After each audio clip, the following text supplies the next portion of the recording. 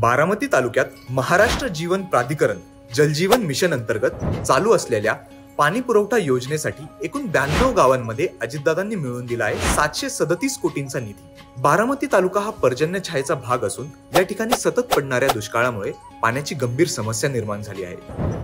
तसेच पावसाचं प्रमाण कमी असल्यामुळे नैसर्गिकरित्या यावरती समाधान शोधणं अशक्य आहे। पाण्याची समस्या फक्त गाव पातळीवर नाही तर देश पातळीवर निर्माण झाली आहे। जनतेसाठी पाण्याची असलेली हीच गरज ओळखून अजितदादांसारख्या कार्यक्षम नेत्यांनी धोरणात्मक आखणी केली आहे।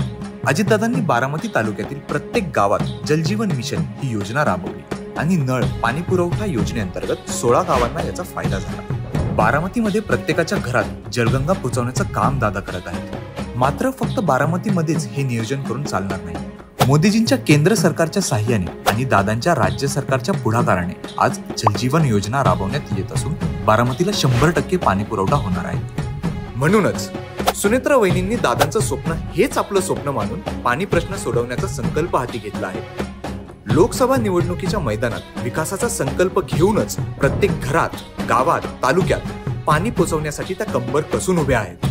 देशाला विकासाच्या सर्व बाजूने समृद्ध करण्यासाठी वहिनींनी आता हाती घेतला एक नवा संकल्प।